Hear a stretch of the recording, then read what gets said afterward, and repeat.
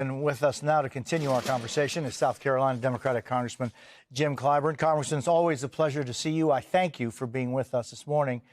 Well, tell me what you think. Thank you very much for having me. Thank you, sir. The Obamas' recognition and throwing their support behind Vice President Harris, how significant is that? It's very significant. There's no question about that. Barack Obama and Michelle have been great partners. They spent 8 years making this country a better place for all of us. He's a very skilled politician, a great orator. Having him out in the hustings on behalf of this ticket will prove very, very beneficial.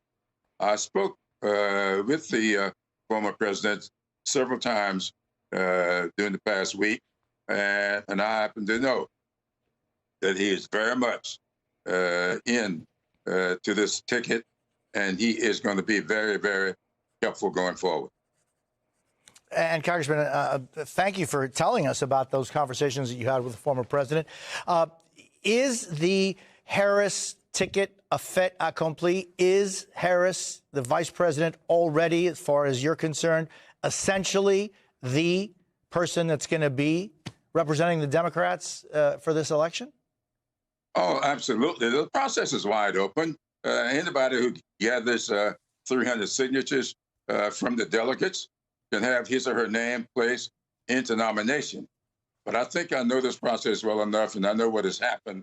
And I think that the vice president has well beyond the numbers required to secure the nomination on the first ballot. So I think we'll go into Chicago knowing exactly who our nominee will be, what the team will be, because she will get nominated sometimes before August 7th. We don't have the convention until August 19th. Yeah.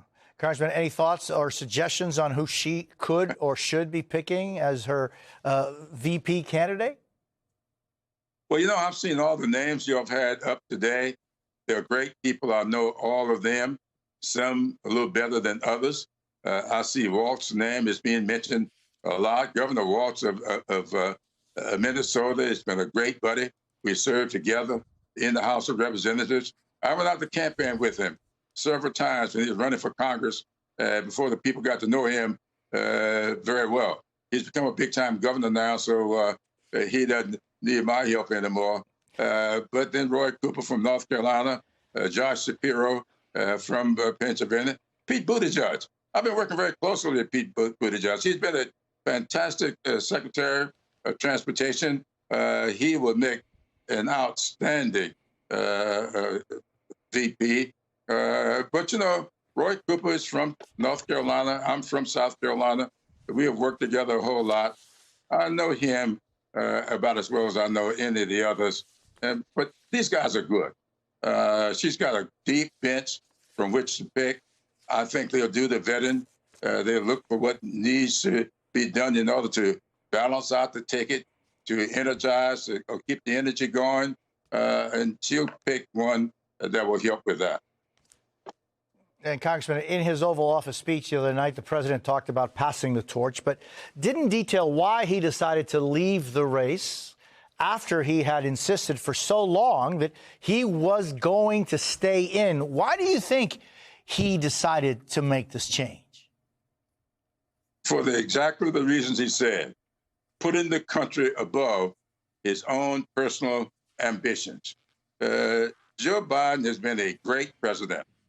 I used to tease him a lot about not having Harry Truman more, let's say, pronounced in his office. He had a little bust of Truman there in the Oval Office.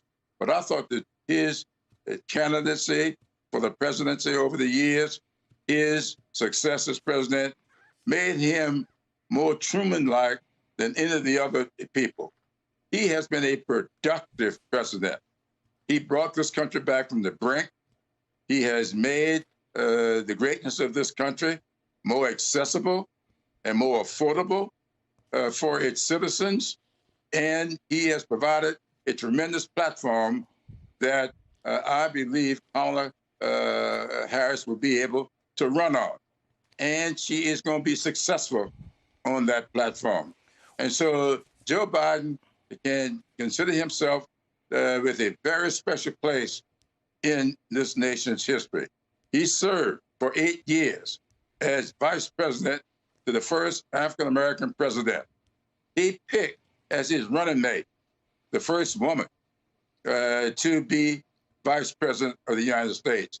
And he has handed the torch to a woman who could very well be the first woman president of the United States.